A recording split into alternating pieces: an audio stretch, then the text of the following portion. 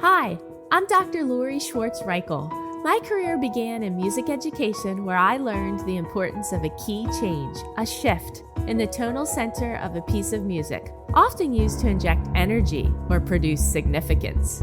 Eventually, I realized the impact of making key changes in all areas of my life and the desire to help others do the same. Making key changes can be difficult. I certainly don't have all the answers, but I do like to pose questions for reflection and offer actionable key changes for us to attempt in both our working and living situations. Together, we can unlock our greatest potential in collaboration with those we love, serve, and lead. Let's discover how we can grow together by making key changes. In episode number 71, we explored how to show those we love, serve, or lead that we truly care about what they do, whether at work or at home. We agreed that making a meaningful effort to engage with others is one of the clearest ways to show you care. In episodes number 72 and 73, we shared the top 10 most popular episodes of this podcast, giving you a chance to revisit your favorites or catch up on ones you have missed. One of my all-time favorite episodes is ironically the very first one I ever recorded. With help from Kaylin, my editor, we recently reworked that episode to improve the audio quality, something we've learned a lot about over the past year and a half while creating these first 74 episodes of the Making Key Changes podcast. The best way to show someone you care is to be fully present with them. That's why I'm re-airing the episode titled Productivity versus Presence. Its message is just as relevant today as it was when I first launched the podcast. A few years ago, while riding in the car with my husband on the way to a restaurant for a summer dinner date, minus children, he challenged us to enjoy the entire evening without mentioning our work in conversation. He succeeded. I, on the other hand, did not. Would this be the case for you? My husband was driving, and a few minutes into our time together on that car ride, I started planning for an upcoming work trip.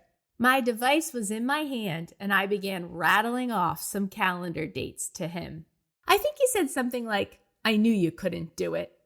I found his challenge to be quite difficult, as I have always felt it complicated to separate work from family and friends. So many of my friendships have blossomed from incredible working relationships, and many members of my family are engaged in a similar profession. Also, when I am spending time with loved ones in public, it is very common to run into a current or former student, a student's family member, or a colleague. When my husband and I spoke that night about our dreams, goals, and aspirations, I found that my gut reaction was to include work in many of my answers. I often had to retract my words, slow my speech, or pause before speaking to gather my thoughts. At times, I was a bit antsy, as if what we were doing together did not feel productive to me.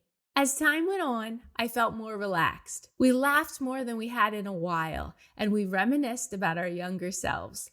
I felt the most present I had in some time. Challenge accepted. Lesson learned. As we reflect on our lives, can we truthfully answer one simple question? Am I happy? Oftentimes, people relate happiness to success, as in their professional goals, and are unable to answer the question without asking themselves a follow-up question. Am I successful? Does one ratify the other? Should it? Could a happy or successful life be one we are proud of, one we share with others, and one that might inspire others? The thought of not being productive can make someone uncomfortable. This uneasiness can hinder someone's ability to be present, especially with those they love, serve, or lead, like family, friends, students, colleagues, clients, or employees. Yet, our version of happy and successful can differ from one individual to another, depending on many factors such as age, interests, career, family, health, or even stage of life. After reviewing the definitions and synonyms for these two words, happy and successful, I found it telling that one word connected both of them in the thesaurus. Fortunate. Are we fortunate for the life we lead? How do we show or share this fortune with others? Are you feeling persistently productive? I often do. Many times, I need to remind myself to be more present. If I don't, my husband or another family member or friend may encourage me to do so. I have had to make several key changes to get to a place where I am more present in certain areas of my life. Consider reflecting on your productivity versus your ability to be present. For me, I have come to realize that it often needs to be a conscious practice on my part to be present. Too often, I respond to someone's request to do something with a, "Hold on, I'll be right there," or "Let me just finish this." And the time never comes for me to answer their question, join in on the conversation, or proceed to an activity with them. The need to be productive often hinders my ability to be present with others. Does this sound like you too? I recently learned that the high-profile celebrity Hugh Jackman creates what he calls a daily design at the start of each day. Hugh claims that this visionary daily practice keeps him accountable for his actions and promotes a sense of presence. At the end of the day, Hugh reads the manifestation again and rates it to determine if he achieved his mission.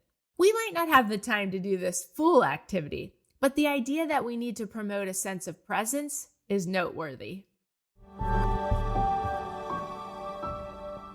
Consider these key changes to prepare for a practice of presence. Key change number 1, decide that you want to be present and with whom or by doing what activity. Make the decision to be present before the time comes to do so. Like you, consider visualizing what this may look like and feel like. At the very least, consider the importance of this practice. Key change number 2, find a clear point to pause or end your work before intending to be present. This may give you the permission you need to be more present. This change has really helped me. Key change number 3, schedule the time to be present for when and how long the practice of presence will occur. Consider starting with a small amount of time and then building on it. Key change number 4, allow your mind and body to be ready to be present. You may need to move locations or put away your devices. You might even consider exercising, meditating, or involving music before the practice of presence occurs. Do whatever it takes to focus, relax, and be free. Key change number 5, stick with it, both in the moment and by repeating the practice another time. So maybe you didn't maintain being present the entire time you had hoped to be. Could you improve on this practice each time? And lastly, key change number 6, reflect on how you felt when you were present. For a moment or more, did you forget about your work, device, or responsibilities? Did time go by faster than you thought? Remember that being present may look different for everyone, especially if we consider their age, ability, culture, and other unique differences. Instead, focus on how you feel and your ability to remain in the present. In doing so, this may encourage others to be more present too. Will we continue to choose productivity over presence, or will we learn to better measure our days by our degree of presence? Like I did with my husband, will you accept this challenge too and give the gift of your presence to those you love, serve, and lead? Make your decision soon to be more present and expand your fortune. Just like I mentioned last week, I love producing this podcast, and I love it even more when listeners share how an episode has impacted them. So please share your thoughts with me, and please share the podcast with others. Take a screenshot and post it on social media or send it to a friend, family member, or colleague who could benefit from it. If you want to experience this live, you can invite me to speak at your school, company, or organization so I can help unlock personal and organizational growth with your team. My most appreciated talks are on overcoming burnout, boosting confidence, establishing effective routines, and aligning a shared vision. Let's connect and schedule a visit or two. Don't forget to check out the show notes for helpful resources and continue to have a fabulous summer.